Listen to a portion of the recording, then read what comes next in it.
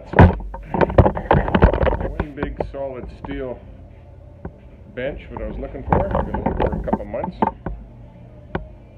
Got to flip it over, clean it up. And that's going to go right along this wall here. Right along that wall there. I can put my welder there. I can actually put my, I've got two vices. I've got this little vise here for clamping stuff. And my big vise down there was in a real awkward spot, you know, to put anything in it. Especially a long piece of wood. It's good for cutting pieces of metal, little pieces like that, but even still, not a real good spot for a vise. So over here by the door would be real good to put it over here. And I kind of get this cleaned up a little bit. It's going to be a good welding bench because it's all steel. And I'll put some sheet metal on the wall here. That'll help out. So probably weighs 250, 300 pounds. I got it out of my truck myself, put it on a little dolly, and now I got to flip it over, and I clean this up and put it in here. And then I'm going to work on the Suzuki a little bit today, and I ordered another part for the Norton, and I got a real good video coming up for that, like some really good knowledgeable stuff when I take this apart again. That's not in any manual. It's just some of the Norton guys, they know those things inside out, and they've let me know. Okay, let me clean the garage up so I can get this bench flipped over. Let's have a little dance.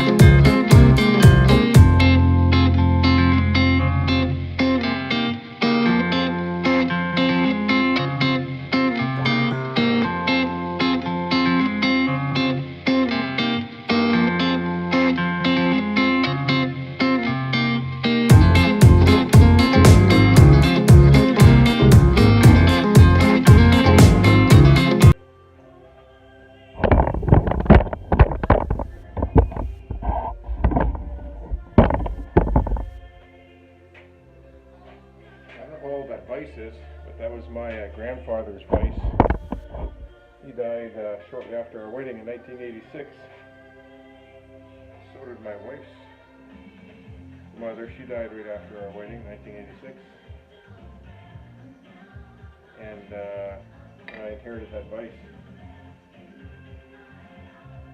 So that vise is over 60 years old. I know that. Could be 70, 80, could be 100 years old. I don't know.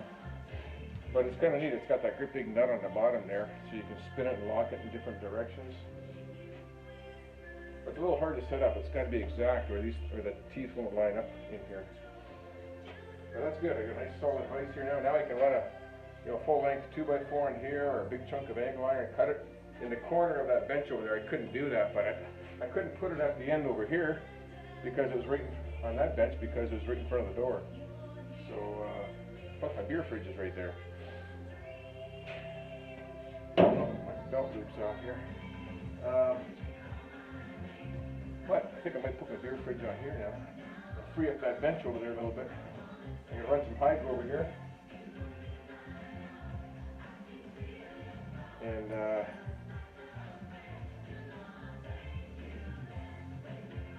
Yeah, I might need to put the bolt shelf over here on this wall. On the bolts, it's hard to get into that corner over there. It's terrible to get in there.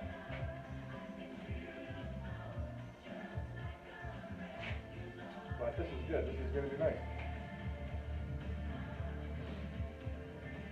Some people don't like all this counter space in their shops because more places to pile junk. Look at that bench. That's crazy. I mean, that's nuts. I think maybe I'll put my bench grinder over here too. Put the bench grinder and maybe the buffer. I don't know. But I want to get the sandblaster over here too, so I can put it by the door and get some ventilation. Put the vacuum outside so I'm not breathing that dust and getting it in my eyes. This bench here is 20 feet long, and this one here is the new one I just got. 8 feet long. 8 feet by just about 3 feet out, I think. Or 3 feet up and then 34 inches out from the wall. Lots of room for storage under there.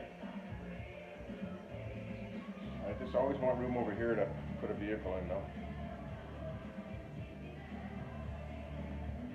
I noticed in my subscribers there that I'm getting a bunch of beer review guys that review beer. And you know, my channel is called Motor Oil and Beer, so I think they think that I'm a beer guy. I drink it. I just drink cheap beer. Get this in the States. Get my Budweiser in the States and this Michelob Ultra. This tastes the same to me. Coors Light, all that stuff. But I must have 3 subscribers at least that are guys that buy these weird beers and sample them and taste them and slush their mouth with them, and Dragon's Breath beer and Monkey's Tail beer and Flying Eagles. I don't know, they're all different weird types of beers, but I think they get a rude awakening when there isn't any beer analysts on my channel. I just drink it once in a while. Okay, I got that done. Just got enough room to push the Suzuki back in here, and I'm going to rebuild the brakes on that. That way I can flush it all out, the rear line, pump it, bleed it, and then the rear end of that bike will be done. I just got to get motivated. I'm painting the back hallway today. I just re-dried it all, and yeah, so I gotta put all new flooring in there, making a new coat rack.